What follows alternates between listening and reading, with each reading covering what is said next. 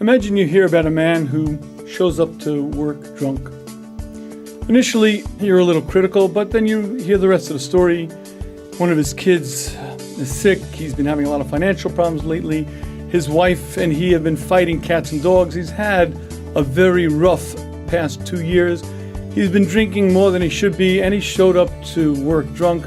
Okay, listen, not the best thing in the world, but we understand. It's okay.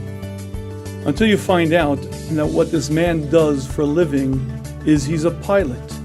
And because he showed up to work drunk, he just crashed a fully loaded 747 into the ocean, and 400 passengers were brought to their death.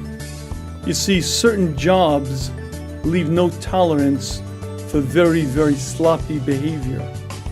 And here's the observation. Life is precious, but I have a life. I've been gifted with this thing called life.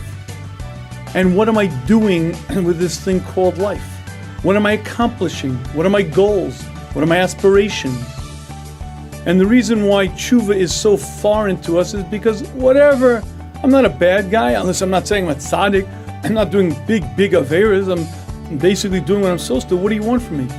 Until you find out how valuable you are, until you read Chazals and you begin to understand what an impact you have on you, how much you change and grow based on what you do, how much you change others based on what you do.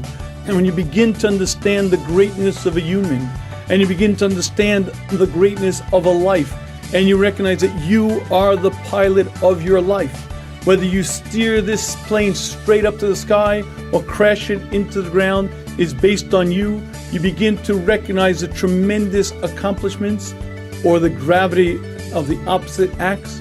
You begin to understand what a human being can accomplish, and you begin to look at your life differently, and then you're ready to begin the process of course correction and changing who you are.